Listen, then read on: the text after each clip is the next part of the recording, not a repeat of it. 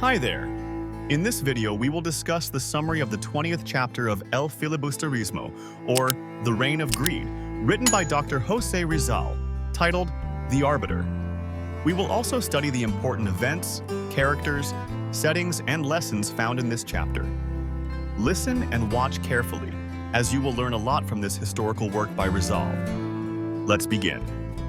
This chapter focuses on the character and role of Don Custodio de Salazar y Sanchez de Monterredondo, also known as Buena Tinta, in the issue of establishing a Spanish-language academy.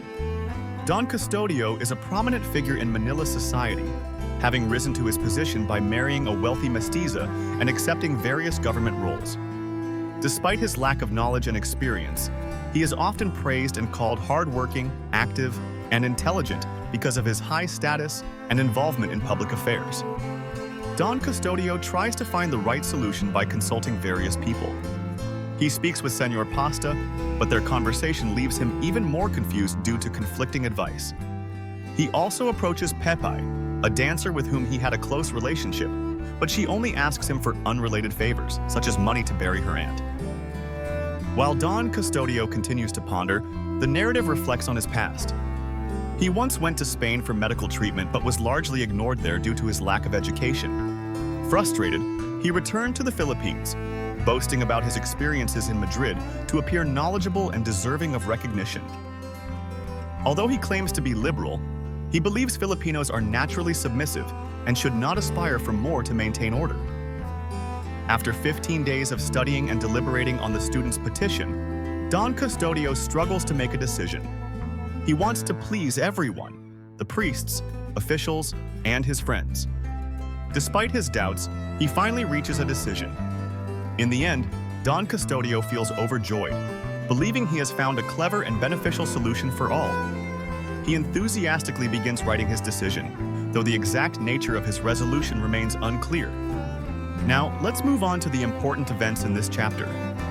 Don Custodio, known as Buena Tinta, is a prominent but inexperienced figure in Manila society who gained influence through his marriage and public roles, often receiving unwarranted praise for his perceived intelligence and activity.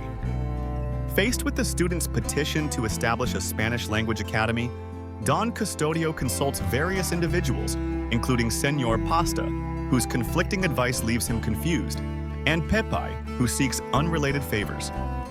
Reflecting on his past, the narrative highlights Don Custodio's frustration over being ignored in Spain due to his lack of education and his return to the Philippines, where he pretends to be knowledgeable and liberal. Don Custodio believes Filipinos should remain submissive to maintain order, despite his claims of liberalism, revealing his patronizing attitude toward the people. After 15 days of deliberation, Don Custodio writes his decision, feeling triumphant and satisfied with his supposedly clever solution, though the specifics of his resolution remain undisclosed. Important characters: Don Custodio de Salazar y Sanchez de Monterredondo. Known as Buena Tinta, he is the main character of this chapter. He is tasked with mediating the issue of creating a Spanish-language academy. His indecision stems from his desire to please everyone, highlighting his lack of firm principles. Senor Pasta, a lawyer and advisor to Don Custodio. He gives conflicting advice, which further confuses Don Custodio. Pepe, a dancer and acquaintance of Don Custodio. Instead of helping with his problem, she only asks for personal favors unrelated to his concerns. Let us now proceed to the setting of this chapter.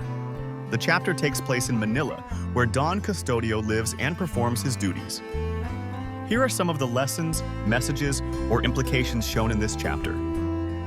This chapter shows how Don Custodio, despite his position and power, struggles to make decisions because of his desire to please everyone.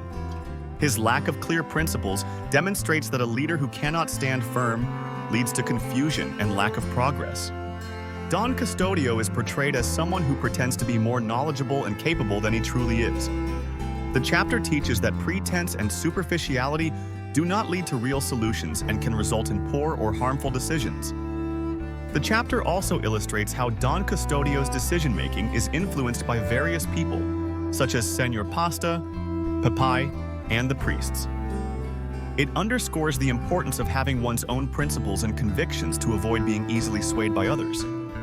And that concludes the 20th chapter of El Filibusterismo, the Arbiter. What have you learned from this chapter?